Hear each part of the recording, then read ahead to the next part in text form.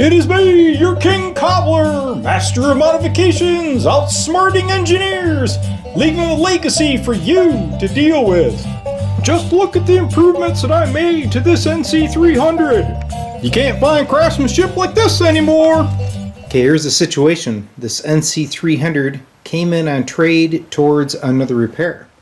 I thought, well, it can just be a hanger queen, but the more I looked it over, I thought, you know what, it's probably restorable. But unfortunately, it got into the hands of a cobbler. Check out this old green military looking filter cap. But look over here in the IF section. We got a circus board. And I thought, where are those cables going for that circus board? Yeah, they're going to the front panel. So now, the tone control, rather than being a control, is a switch. And the ANL is a pot with no switch. So there's been something done there, and I thought, well, I better look underneath. Okay, before we go underneath, you'll see a bunch of labels on the back panel and the top of the chassis that say mods. So somebody wanted to alert you that they've been in here performing some science experiments.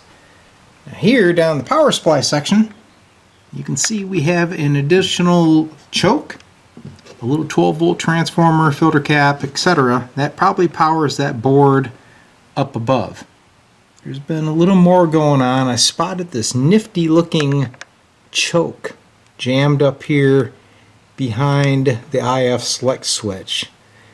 And then of course we got all the mods and loose wires going to the back panel. So the next question would be, will this thing even power up? Is it worth my time?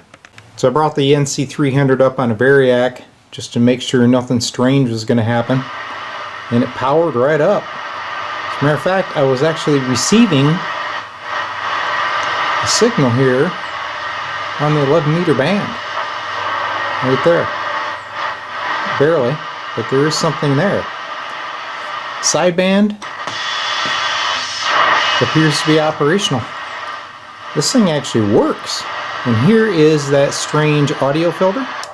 That's exactly what it is. Probably wasn't too bad of an idea, except for it's not documented, so it needs to come out. So I believe this NC-300 is restorable. Next step, I need to get underneath and pull out the mods and try to take it back to original. First step of the process is to remove all the master cobbling and go step by step restoring each section until the NC-300 is back as close to original as possible.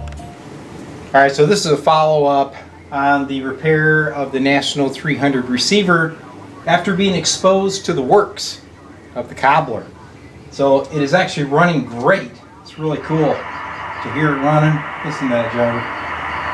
Alright, let's get it on. Where are you at to Alabama? November Mike Bravo. Did you hear David? So we're on 40 meters. The receiver's nice and sensitive. I was able to save it. So I was explaining to Emmy, this is like a dog nobody wants. It was sitting in the garage on its side, a little tear going down the dial. Oh. Nobody wants me. I don't think that's how that works. But it was so full of modifications that I really wasn't sure if I could pull it off. But cosmetically, it was nice. Nobody had bored any holes through the front. So I figured it was definitely worthy of the restoration. So what did you have to do to restore it? Lots of things. First off, I gutted out all the mods, and everybody got to see that at the beginning of the video. Alright, we'll do a quick inspection of the radio top side. I didn't do a lot of work. There's a couple tubes that needed to change. But here is the new filter cap built on one of these 4-in-1 cap boards. Even though it's a 4-in-1, I only use 2 caps. But there's quite the savings there. I think I paid about $2 a piece for the caps, and I got the board for nothing. So that's a cheap replacement. Did you have a question? What is that?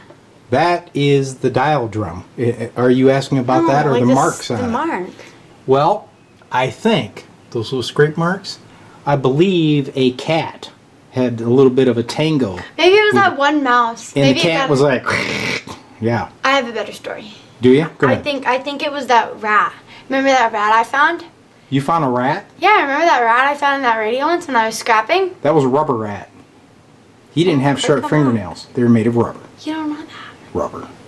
Oh, I know. That's Fink. All right, so you can see there's a lot of clutter that's been removed from the bottom of the radio, especially in the power supply area. Luckily, the main power transformer was still good. There is the bottom of that universal cap PCB. That was really a nice way to save this thing without spending a lot of money. And I know Emmy, you know, she really cares about that, right? About how much money Grandpa puts into these old radios. Yeah. Yeah, I hear that. Anyway, it really turned out nice. Unfortunately, I wasn't able to change out those controls, but to do that, you have to pull the whole face off the radio, and that was not in my cards. Okay, nobody says they're gonna go prepare dinner. What do they say? They say I'm gonna go make No, they don't. They get on the food. I want to order dinner to get some DoorDash. Hey, Yeah. can you bring me some Chick-fil-A? I love Chick-fil-A. No, you don't. You told me you hated it. I did, and I like it. I did hate it, but now I like it. Yeah, because their milkshakes are really good. Have you had their chocolate milkshake? No. I haven't been. Chick-fil-A should sponsor us. They should. They really should. Yeah. You know, Chick-fil-A and ham radio goes together. Chicken and ham. Chicken and ham. That should be our new thing. We're gonna Yeah. get a shirt that says chicken and ham. It's like our coffee shop. I was going to have ham radios and Coffee shop. ham and beans. No, it's gotta be chicken and ham now. But ham and beans is a coffee shop. Ham. We got 2 businesses here we could run. I'm gonna start commenting on all your videos and saying chicken and ham.